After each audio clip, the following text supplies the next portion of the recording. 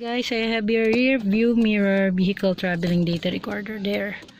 So what's inside is this is it, and of course the cord there. Inside this there's a manual, of course, and the good thing with this rear camera,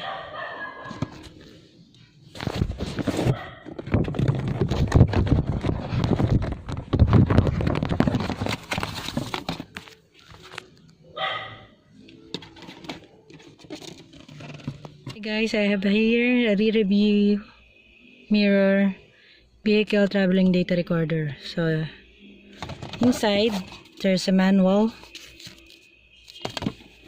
and the rear camera here, and also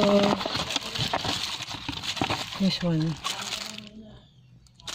and also this is the camera itself and the cord there in a lighter adapter. So if you start the engine, then you will know that it's working. So I'm gonna install it here, there, then here, up to there, so that this cord will not be visible. So I'm gonna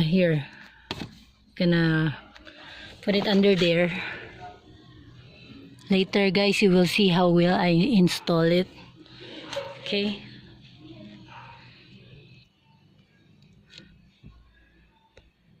there guys, I already installed it here, all the way here.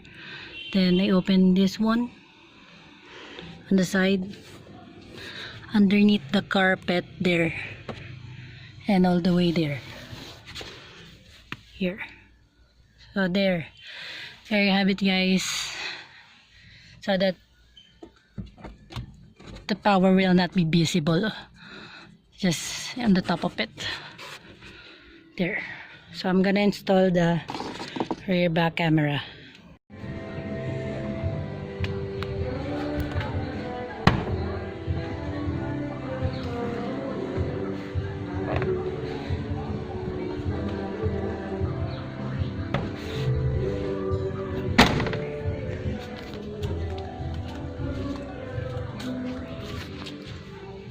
There you have it. Nagre-record na siya.